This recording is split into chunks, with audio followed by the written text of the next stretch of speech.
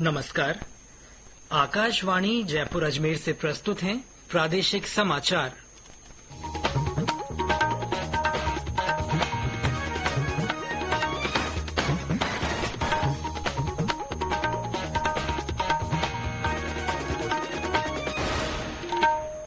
मुख्य समाचार।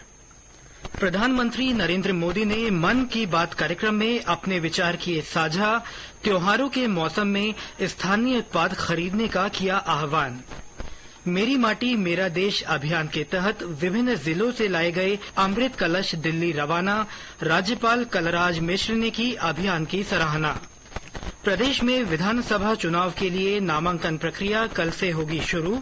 निर्वाचन विभाग ने सभी तैयारियां की पूरी। और जयपुर के जवाहर कला केंद्र में 26वें लोकरंग महोत्सव की शुरुआत। 25 राज्यों के 2500 से अधिक कलाकार हो रहे हैं शामिल।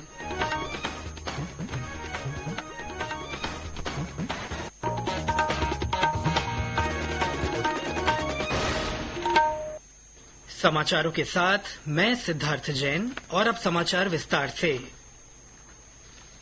प्रधानमंत्री नरेंद्र मोदी ने देशवासियों से त्योहारों की उमंग के बीच वोकल फॉर लोकल को अपनाने और आत्मनिर्भर भारत के सपने को साकार करने की अपील की है। आज आकाशवाणी के मन की बात कार्यक्रम में उन्होंने कहा कि त्योहारी खरीदारी के दौरान स्थानीय उत्पादों को प्राथमिकता दी जाए। प्रधानमंत्री ने गांधी जयंती पर दिल्ली में खादी की रिकॉर्ड बिक्री पर प्रसन्नता व्यक्त करते हुए कहा कि इस बिक्री का अर्थ है इसके लाभ का शहरों और गांवों तक पहुंचना।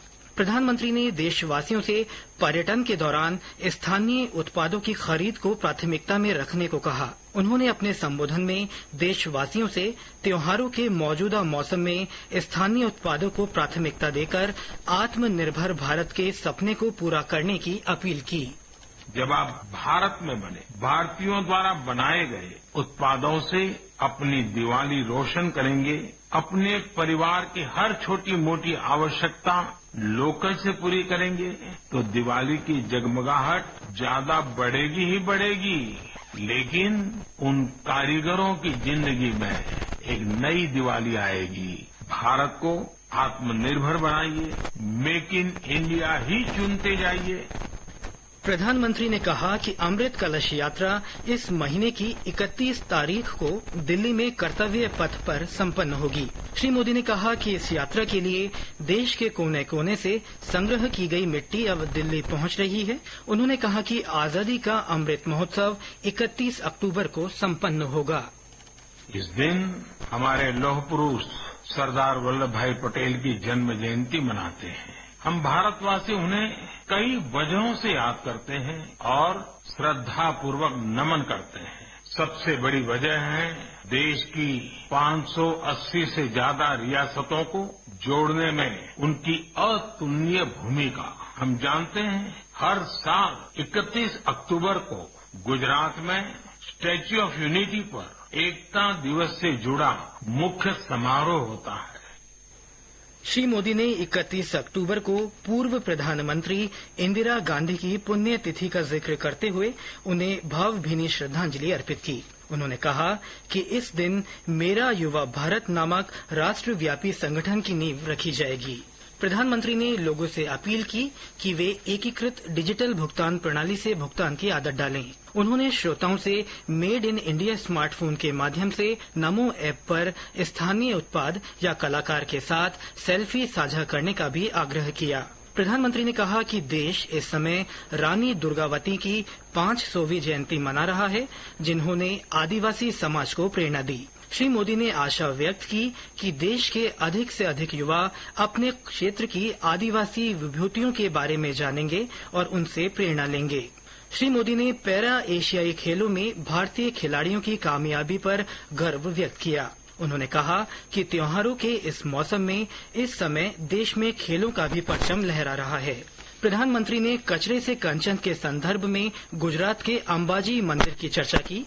श्री मोदी ने अपने संबोधन में भक्त कवि संत मीराबाई को भी याद किया, जिनकी इस वर्ष 525वीं जयंती है। उन्होंने मीराबाई को श्रद्धांजलि अर्पित करते हुए कहा कि मीराबाई रूढ़िवादी धारणाओं के खिलाफ खड़ी होने के कारण महिलाओं की प्रेरणा शक्ति रही हैं। श्री मोदी ने आगामी त्योहारों के लिए देशवासियों को शुभकामनाएं दी हैं। प्रदेश में भी प्रधानमंत्री नरेंद्र मोदी के मन की बात कार्यक्रम को लेकर लोगों में खासा उत्साह नजर आया। बीकानेर और नागौर में भारतीय जनता पार्टी के कार्यकर्ताओं और आमजन ने बूथ स्तर पर प्रधानमंत्री के संबोधन को सुना। मेरी माटी मेरा देश अभियान का राज्य स्तरीय कार्यक्रम आज जयपुर में आयोजित किया गया। कार्यक्रम में 353 ब्लॉक से नेहरू युवा केंद्र के 654 चयनित युवाओं की ओर से एकत्रित किए गए अमृत कलश लाए गए। इस अवसर पर राज्यपाल ने कहा कि मेरी माटी मेरा देश एक अभियान ही नहीं बल्कि भारतीय संस्कृति है। उन्होंने इस अभियान के दूसरे चरण के तहत अमृत कलश यात्रा के जयपुर पहुंचने पर इससे जुड़े सभी लोगों का स्वागत किया। इस अभियान के दूसरे चरण में भारतीय डाक विभाग, नेहरू युवा केंद्र संगठन, केंद्रीय सशस्त्र पुलिस बल, केंद्रीय औद्योगिक सुरक्षा बल, नागरिक सेवा केंद्र, बैंकों आदि द्वारा सक्रिय भागीदारी निभाते हुए गांव-गांव, घर-घर से मिट्टी के कलश एकत्रित किए गए। देश की एकता और संस्कृति को परिरक्षित करती यह कलश यात्रा राजस्थान के लगभग 45,000 गांवों से होती हुई ब्लॉक एवं जिला स्तर पर पहुंची है। श्री मिश्र ने कहा कि मेरी माटी मेरा देश अभियान इसलिए महत्वपूर्ण है क्योंकि वसुधा वंदन के तहत राजस्थान में पौधारोपण की बड़ी शुरुआत हुई है। इससे आने वाले समय में यहां पर्यावरण संरक्षण से सार्थक बदलाव आएगा।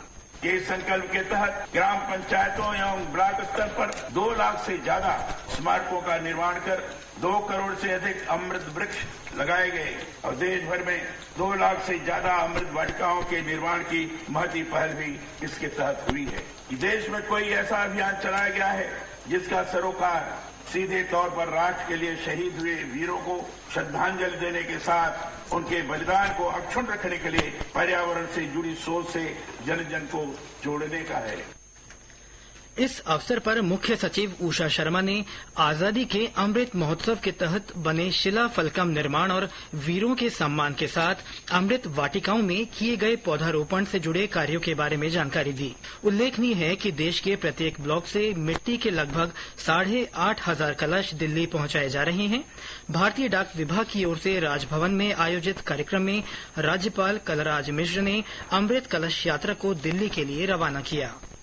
समाचारों में आगे बढ़ने से पहले एक विशेष सूचना।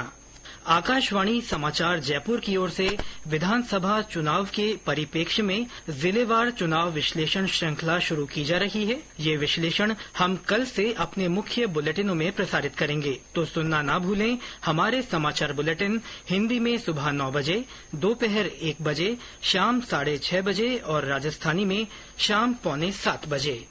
ये समाचार आकाशवाणी जयपुर अजमेर से प्रसारित किए जा रहे हैं। प्रदेश में विधानसभा चुनाव को लेकर नामांकन दाखिल करने की प्रक्रिया कल से शुरू होगी। नामांकन 6 नवंबर तक भरे जा सकेंगे। नामांकन को लेकर निर्वाचन विभाग ने सभी तैयारियां पूरी कर ली हैं। मुख्य निर्वाचन अधिकारी प्रवीण गुप्ता ने जिला निर्वाचन अधिकारियों की एक समीक्षा बैठक को संबोधित करते हुए कहा कि नामांकन पत्र की जांच और शपथ पत्र समयबद्ध रूप से अपलोड करने की व्यवस्था सुनिश्चित की जानी चाहिए। श्री गुप्ता ने सभी जिला निर्वाचन अधिकारियों और निर्वाचन विभाग के अधिकारियों के साथ चुनाव संबंधी तैयारियों की विस्तृत समीक्षा की और राज्य में स्वतंत्र, निष्पक्ष और शांतिपूर्ण मतदान सुनिश्चित करने के निर्देश दिए। प्रदेश में विधानसभा चुनाव को लेकर आदर्श आचार संहिता की पालना के लिए निर्वाचन विभाग मुस्तैदी से काम कर रहा है। जालौर जिले के सांचौर विधानसभा क्षेत्र के रिटर्निंग अधिकारी बद्री नारायण विश्नोई ने आचार संहिता के उल्लंघन के मामले में कांग्रेस प्रत्याशी सुखराम विश्नोई और भाजपा प्रत्याशी देवजी एम पटेल को नोटिस जारी किए हैं। वहीं दौसा जिले के महुआ विधानसभा क्षेत्र से कांग्रेस प्रत्याशी ओम प्रकाश होडला को भी रिटर्निंग अधिकारी ने आचार संहिता का उल्लंघन करने के मामले में जवाब तलब किया है। उधर दौसा जिले के लालसोट के पास पुलिस ने नाकाबंदी के दौरान एक कार से 8 लाख रुपए की नकदी बरामद की है। विधानसभा चुनाव के मद्देनजर और लोकतंत्र का उत्सव मनाने के लिए आकाशवाणी समाचार जयपुर की ओर से मतदाता जागरूकता के लिए संदेश श्रृंखला चलाई जा रही है। इसमें श्रोता अपना संदेश भेजकर आमजन को वोट डालने के लिए प्रोत्साहित कर सकते हैं। चुनिंदा संदेशों को हमारे समाचार बुलेटिनों में स्थान दिया जाएगा। श्रोता अपने संदेश रिकॉर्ड कर या टाइप कर हमारे व्हाट्सएप नंबर 9414052368 पर भेज सकते हैं। जयपुर के जवाहर कला केंद्र में आज से 26वां लोकरंग महोत्सव शुरू हो गया है। 8 नवंबर तक चलने वाले 11 दिवसीय महोत्सव में राष्ट्रीय लोक नृत्य समारोह और राष्ट्रीय हस्तशिल्प मेले का आयोजन होगा। इस आयोजन में 25 राज्यों के 2500 से अधिक कलाकार अपने प्रदेश की संस्कृति के रंग बिखेरेंगे। महोत्सव के तहत रोजाना शाम 7 बजे लोक कलाओं की प्रस्तुति दी जाएगी। वहीं शिल्पग्राम में सुबह 11 बजे से रात 10 बजे तक राष्ट्रीय हस्तशिल्प मेला लगेगा, जिसमें 100 से अधिक स्टॉल लगाई गई है। प्रदेश में आने वाले दिनों में त्योहारों और शादियों को देखते हुए चिकित्सा विभाग शुद्ध के लिए युद्ध अभियान चला रहा है। सवाई माधोपुर में विभाग के खाद्य सुरक्षा दल ने खाद्य सामग्रियों के नमूने लिए। जिले के बहराउंडा खुर्द में मिठाई की 2 दुकानों से 50 किलो अवधि पार मावा नष्ट कराया गया। वहीं चूरू जिले के सरदुलपुर में नाकाबंदी के दौरान 2400 लीटर से अधिक घी जब्त किया गया। खाद्य विभाग ने जब्त घी के नमूने जांच के लिए भेजे हैं। बूंदी जिले में खाद्य सुरक्षा दल व्यापारियों को खाद्य सुरक्षा अधिनियम की जानकारी देकर उन्हें इसकी पालना के लिए जागरूक कर रहे हैं। चुनाव आयोग ने 5 राज्यों में आगामी विधानसभा चुनाव में दिव्यांगों की भागीदारी को आसान बनाने के लिए सक्षम ऐप में कुछ जरूरी बदलाव किए हैं। ये चुनाव राजस्थान, छत्तीसगढ़, मध्य प्रदेश, मिजोरम और तेलंगाना में होने हैं।